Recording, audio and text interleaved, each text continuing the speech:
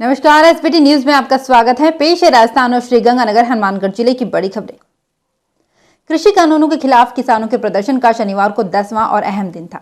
किसानों और सरकार के बीच शनिवार को दोपहर करीब 2:15 बजे से शाम तक 5वें दौर की बातचीत हुई, जो बेनतीजा रही। अब 9 दिसंबर को फिर बात होगी। ये बैठक सुबह 11 बजे से शुरू होगी। किसान नेताओं ने बैठक के बाद कहा कि केंद्र सरकार ने हमें 9 दिसंबर को एक प्रस्ताव देने को कहा है। हम इस प्रस्ताव पर पहले किसानों के बीच चर्चा करेंगे, फिर सरकार के साथ बातचीत शुरू होगी। बैठक के बाद केंद्रीय कृषि मंत्री नरेंद्र सिंह तोमर ने कहा कि चर्चा अच्छे माहौल में हुई। हमने कहा कि मिनिमम सपोर्ट प्राइस की व्यवस्था जारी रहेगी। इस पर किसी भी तरह का खतरा नहीं है। इस पर शंका करना बेबुनियादी है। फिर भी किसी के मन में कोई शंका है तो सरकार समाधान के लिए पूरी तरह से तैयार है। राजस्थान के मुख्यमंत्री अशोक गहलोत ने शनिवार को एक बड़ा बयान दिया।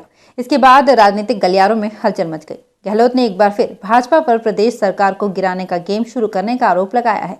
इतना ही नहीं, उन्होंने तो ये तक कह दिया है कि जनता तो ये कहती है कि अब महाराष्ट्र की बारी आने वाली है। सीएम गहलोत ने ये बात सिरोही में कांग्रेस कार्यालय के उद्घाटन कार्यक्रम में कही। उन्होंने कार्यकर्ताओं को वर्चुअल कॉन्फ्रेंस के जरिए संबोधित किया। उन्होंने गृह मंत्री अमित शाह पर बड़ा आरोप लगाते हुए कहा कि वे पहले भी बागी विधायकों से मिले थे। तब शाह ने विधायकों से कहा था कि ये मेरा प्रेस्टीज पॉइंट है। मैंने 5 सरकारें गिरा दी है, 6ठी भी गिरा कर रहूंगा। भाजपा कार्यालयों के निर्माण को लेकर मुख्यमंत्री अशोक गहलोत बयान देकर भाजपा नेताओं के निशाने पर आ गए हैं। भाजपा प्रदेशाध्यक्ष डॉक्टर सतीश पूनिया और नेता प्रतिपक्ष गुलाब चंद कटारिया ने गहलोत पर निशाना साधा है। पूनिया ने कहा कि हैदराबाद और बिहार के नतीजों ने साफ कर दिया है कि कांग्रेस दोयम दर्जे की पार्टी है। यही हालत उनकी धीरे धीरे राजस्थान की होने वाली है। मुझे लगता है कि कांग्रेस शासन चलाने में विफल हुई है। पिछले 2 साल का शासन राजस्थान के इतिहास का काला अध्याय है। गाइडलाइन की पालना नहीं करने पर शादी समारोह आयोजित करने वाले पर 25,000 रुपए जुर्माने का भी प्रावधान अलग से है। कोरोना के बढ़ते केसों को देखते हुए सरकार अब सख्ती और बढ़ा रही है। शादी समारोह में 100 व्यक्ति की लिमिट लगाने के बाद अब सरकार ने एक ऐसा फैसला लिया है जिससे मैरिज गार्डन संचालकों की मुश्किलें बढ़ गई है। सरकार ने अब मैरिज गार्डन में यदि कोविड-19 की गाइडलाइन की पालना नहीं की गई तो उस विवाह स्थल का लाइसेंस निरस्त कर दिया जाएगा। स्वायत्त शासन विभाग ने इस संदर्भ में आदेश जारी किए हैं। अभी तक 100 से ज्यादा व्यक्ति बुलाने की गाइडलाइन की पालना नहीं करने पर आयोजक पर 25,000 रुपए जुर्माने का प्रावधान है।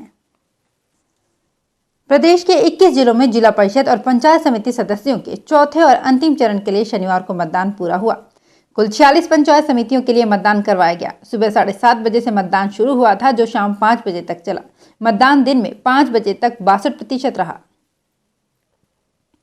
केंद्रीय मंत्री गजेंद्र सिंह शेखावत ने प्रदेश भाजपा कार्यालय में शनिवार को विपक्ष को आड़े हाथों लिया। उन्होंने कहा कि देश में केवल और केवल विकास के नाम पर राजनीति चलेगी। देश में पहले तुष्टीकरण, समाज को आपस में किसी न किसी नाम पर, आधार व विषय के नाम पर विघटन पैदा करके राजनीति की जाती थी, लेकिन अब राजनीति का ये परिदृश्य बदल गया है। उन्होंने कहा कि बिहार और हैदराबाद का परिणाम ये दोनों ही इस बात का परिचायक है कि अब पीएम मोदी का विकास का एजेंडा देश की राजनीति में राजनीति की थ्योरी बन चुका है। उन्होंने कहा कि दोनों ही जगह पर मोदी और योगी ने स्टार प्रचारक के रूप में काम किया है। कांग्रेस के वरिष्ठ नेता अजय माकन ने शनिवार को कहा कि किसी भी पीड़ित दुखी व्यक्ति के लिए पार्टी का कार्यालय पहला और आखिरी पड़ाव होना चाहिए। सिरोही के शिवगंज में शनिवार को कांग्रेस कार्यालय के उद्घाटन कार्यक्रम को डिजिटल माध्यम से संबोधित करते हुए माकन ने ये कहा। राजस्थान के लिए कांग्रेस के प्रभारी माकन ने कहा कि अब पार्टी के नेताओं और कार्यकर्ताओं को सुनिश्चित करना होगा। उपनेता प्रतिपक्ष राजेंद्र राठौड़ ने मुख्यमंत्री अशोक गहलोत द्वारा भाजपा पर राजस्थान और महाराष्ट्र में सरकार को गिराए जाने के बयान की निंदा की है। उन्होंने कहा कि अंतर्द्वंद से जूझती कांग्रेस में विद्रोह कभी भी जग जाहिर हो सकता है। इसलिए मुख्यमंत्री अशोक गहलोत ऐसी बयानबाजी करके अपने विद्रोह को दबाने और जनता का ध्यान भटकाने के लिए भाजपा पर मनगढ़ंत आरोप लगाने की निकृष्ट राजनीति में लगे हुए हैं। प्रदेश में 22 नवंबर से लगे नाइट कर्फ्यू और उसके बाद बढ़ाई गई सख्ती का असर अब धीरे धीरे दिखने लगा है। प्रदेश में शनिवार को कोरोना केसों को देखें तो सबसे अधिक जयपुर में 501 मरीज मिले हैं। पूरे प्रदेश में 2076 मामले सामने आए हैं। और अब खबरें श्रीगंगानगर हनुमानगढ़ जिले की।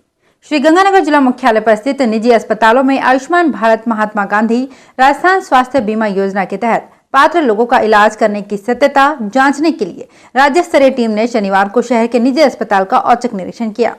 टीम में राज्य स्तरीय अधिकारी डॉक्टर रितेश पांडे एवं नवल व्यास ने श्रीगंगानगर पहुंचकर सीएमएचओ डॉक्टर गिरधारी लाल मेहरड़ा के साथ बैठक की। इसके बाद टीम ने निजी हॉस्पिटल का आकस्मिक निरीक्षण करके योजना के तहत लोगों का इलाज करने के रिकॉर्ड की जांच की। निरीक्षण में जिला स्तर से डिप्टी सीएमएचओ डॉक्टर करण आर्य, डीपीएम विपुल गोयल, नकुल शेखावत व सीओ आईईसी विनोद बिश्नोई शामिल हैं। श्रीगंगानगर जिले सहित प्रदेश के अन्य शहरों में शादी समारोह में कोविड-19 को लेकर जारी गाइडलाइन की पालना नहीं होने पर सरकार ने इसे गंभीरता से लिया है। स्वायत्त शासन विभाग के निदेशक एवं विशिष्ट अतिथि दीपक नंदी ने प्रदेश की नगर परिषद के आयुक्त, नगर पालिकाओं के अधिशासी अधिकारियों को पत्र जारी किए हैं। आदेश के तहत विवाह समारोह में गाइडलाइन की पालना नहीं होने पर पहले संचालक मालिक की जिम्मेदारी होगी।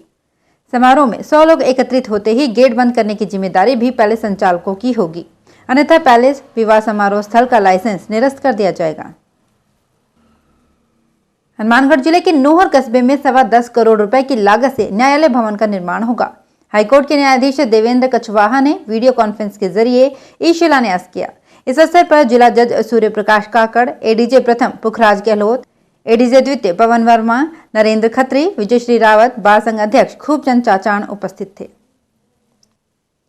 श्रीगंगानगर जिला सहित प्रदेश के सभी जिलों के अभ्यर्थियों के लिए राहत की खबर है। डीएलएड में प्रवेश के लिए ऑनलाइन काउंसलिंग पुनः शुरू हो गई है। इसके लिए शिक्षा विभागीय परीक्षाएं बीकानेर ने आदेश जारी किए हैं।